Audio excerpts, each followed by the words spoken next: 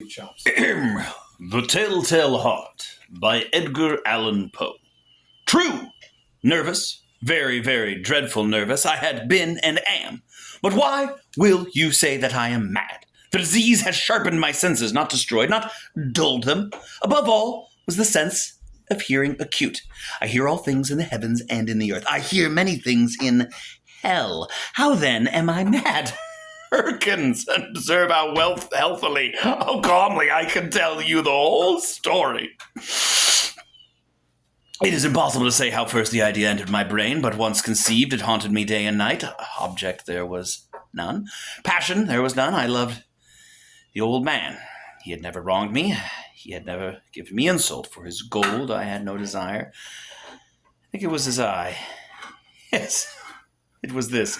One of his eyes resembled that of a vulture, a pale blue eye with a film over it. Whenever it fell upon me, my blood ran cold, and so by degree, very gradually, I made up my mind to take the life of the old man, and thus rid myself of the eye forever.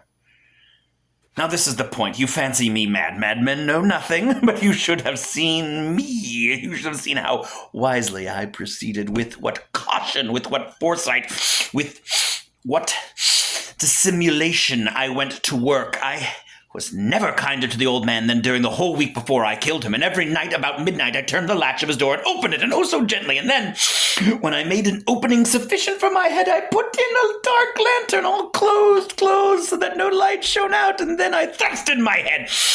Oh, you would have laughed to see how cunningly I thrust it in. I moved it slowly, very, very slowly, so that I might not disturb the old man's sleep. It took me an hour to place my whole head within the opening so far that I could see him as he lay upon his bed. Ah! Would a madman have been so wise as this? And then, when my head was well in the room, I undid the lantern cautiously, oh, so cautiously, for the hinges creaked.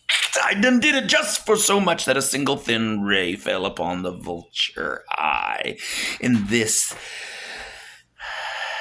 I did for 7 long nights. Every night just at midnight. But I found the eye always closed, and so it was impossible to do the work, for it was not the old man who vexed me, but his evil eye. And every morning when the day broke, I went boldly into the chamber and spoke courageously to him, called him by name in a hearty tone, and inquired how he had passed the night. So you see, he would have been a very profound old man indeed to suspect that every night, just at 12, I looked in upon him while he slept. Upon the 8th night, I was more than unusually cautious in opening the door. I watched minute hand moves more slowly than did mine. Never before that night had I felt the extent of my own powers, of my sagacity. I could scarcely contain my feelings of triumph to think that there I was, opening the door little by little, and he was not even to dream of my secret deeds or thoughts. I fairly chuckled at the idea, and perhaps he heard me, for he moved on the bed suddenly, as if startled. Now you may think I drew back, but no, his room was as pitch as black with the thick darkness, for the shutters were close fastened through fear of robbers, and so I knew that he could not see the opening of the door, but I kept pushing it on steadily. I had my head in, and I was about to open the lantern when my thumb slipped upon the tin fastening, and the old man sprang up in bed, crying out, "Who's there?" Oh, I kept quite still and said nothing. For a whole hour I did not move a muscle, and in the meantime I did not hear him lie down again. He was still sitting up on the bed, listening, just as I had done night after night, hearkening to the death watches in the wall. Presently, a slight groan, and I knew it was a groan of mortal terror. It was not a groan of pain or of grief. Oh no, it was the low, sniffled sound that arises from the bottom of the soul when overcharged with all. I knew the sound well. Many a night, just at midnight, when all the world slept, it was welled up from my own bosom, deepening with its dreadful echo. The terror that distracted me, I say, I knew it well. I knew what the old man felt and pitied him. Although I chuckled at heart, I knew that he had been lying awake ever since the first slight noise when he had turned in the bed. His fear had been ever since growing upon him. He had been trying to fancy them clauseless, but could not. He had been saying to himself, "It is nothing but the wind in the chimney. It is only a mouse crossing the floor. It is merely a cricket which has made a single chirp." Yes, he had been trying to comfort himself with the supposition, but he had found all in vain, because death, in approaching him, had stalked with his black shadow before him and enveloped the victim. And it was the mournful influence of the unperceived shadow that caused him to feel, though he neither saw nor heard, to feel the presence of my head within the room. When I had waited a long time very patiently without hearing him lie down, I resolved to open a little, very, very little crevice in the lantern. So I opened it. You cannot imagine how stealthily, until at length a single dim ray, like the thread of a spider, shot from out the crevice and full upon the vulture eye.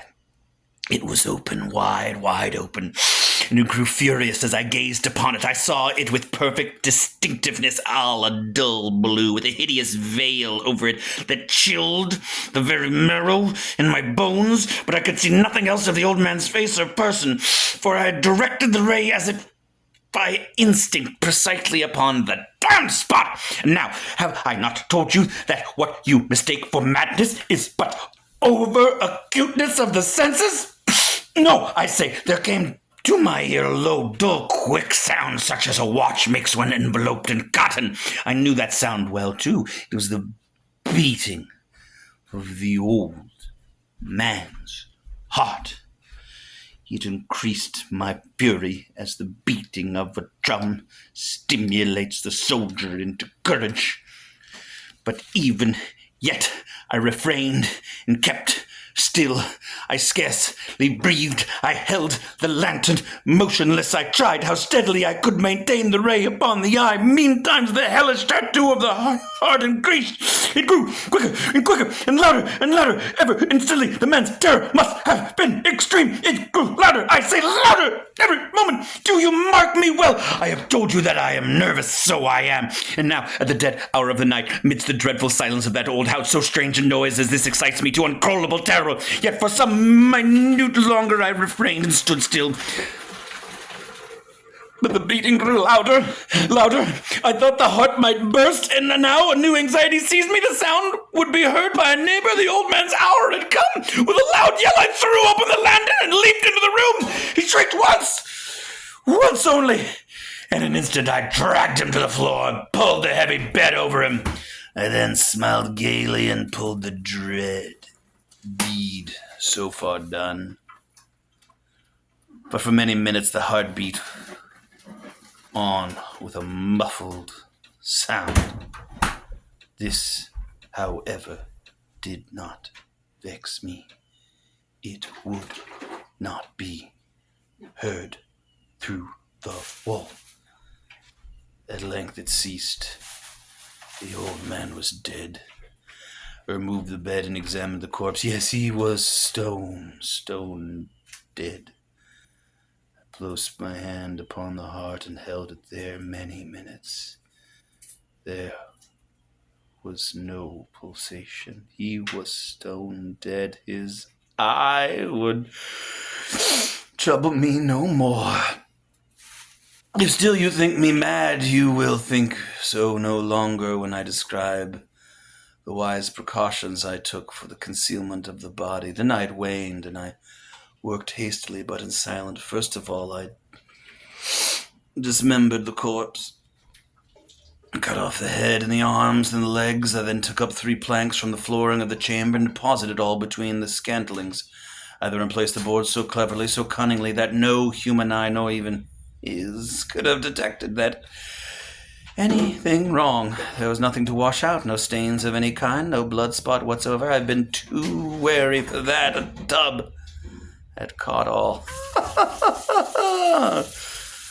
When I made an end to these labors, it was 4 o'clock, still dark and midnight. At the bell sounds the hour, then came a knocking at the street door. I went down to open it with a light heart, for what had I now to fear? They entered 3 men who introduced themselves with perfect suavity as officers of the police. A shriek had been heard by a neighbor during the night. Suspicion of foul play had been aroused. Information had been lodged at the police office, and they, the officers, had been deputed to search the premises. I smiled, for what had I to fear? I bade the gentleman welcome. The shriek, I said, was my own in a dream. The old man I mentioned was absent in the country. I took my visitors all over the house. I bade them search well. I led them at length to his chambers. I showed them his treasures, secure, undisturbed. In the enthusiasm of my confidence, I brought chairs into the room and desired them here to rest from their fatigue, while I, myself, in the wide audacity of my perfect triumph, placed my own seat upon the very spot beneath which there reposed the corpse of the victim. Oh, the officers were satisfied. My manner had convinced them I was singularly at ease. They sat, and while I answered cheerily, they chatted familiar things, but ere long I felt myself getting pale and wished them gone. My head ached, and I fancied a ringing in my ears, but still they sat and still chatted. The ringing became more distinct. It continued and became more distinct. I talked more freely to get rid of the feeling, but it continued more and gained definitiveness until at length I found that the noise was not within my ears. No doubt I grew very pale, but I talked more fluently and with a heightened voice. Yet the sound increased, and what could I do? It was a low, dull, quick sound, much such a sound as a watch makes when enveloped in cotton.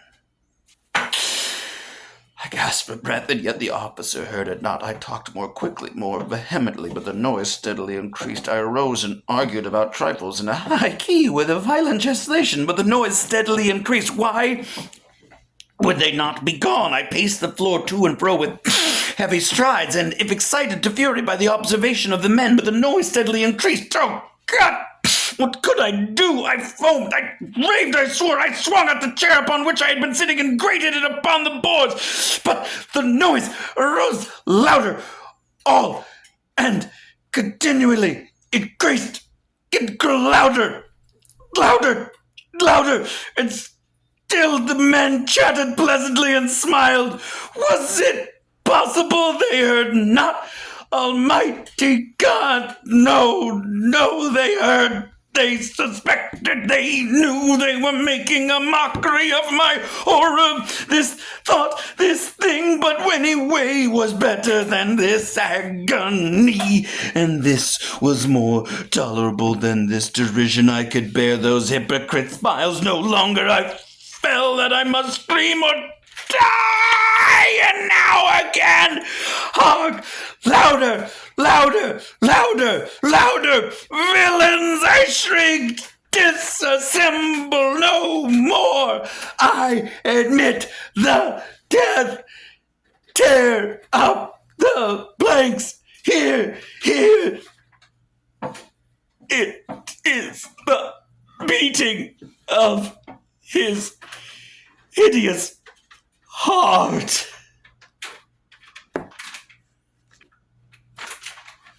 Now how are you going to keep up?